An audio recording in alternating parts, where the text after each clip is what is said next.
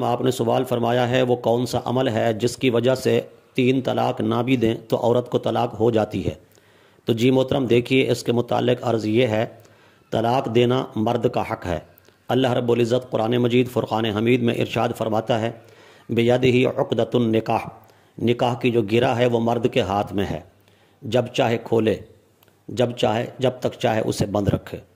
اور آقا علیہ الصلوۃ والسلام کا فرمان مبارک ہے، حضور فرماتے ہیں الطلاق لمن اخذ بالساق، طلاق دینا اس کا حق ہے جو شوہر ہے۔ لہٰذا طلاق دینے کے لیے کوئی عمل ایسا نہیں ہے جس کی وجہ سے طلاق نہ بھی دیں تو طلاق ہو جائے، بلکہ طلاق دینا مرد کا حق ہے۔ مرد جب بھی طلاق کے الفاظ بولے گا یا لکھے گا تو طلاق واقع ہو جائے گی۔ البتہ وہ ایک بار بولے گا، ایک طلاق واقع ہوگی، 2 بار لفظ بولے طلاق کے تو 2 طلاقیں واقع ہوں گی، 3 بار بولے تو 3 طلاقیں واقع ہو جائیں گی۔ اور اگر کاغذ پر لکھا اور اس کے بعد اپنے سین کر دیے یا انگوٹھا لگا دیا تب بھی طلاق واقع ہو جائے گی۔ اس کے علاوہ کوئی عمل ایسا نہیں ہے جو پڑھنے والا ہو اس کو پڑھیں تو عورت کو طلاق واقع ہو جائے۔ طلاق دینے کے لیے لفظ طلاق بولنا پڑتا ہے، جب تک لفظ طلاق نہیں بولے گا طلاق واقع نہیں ہوگی۔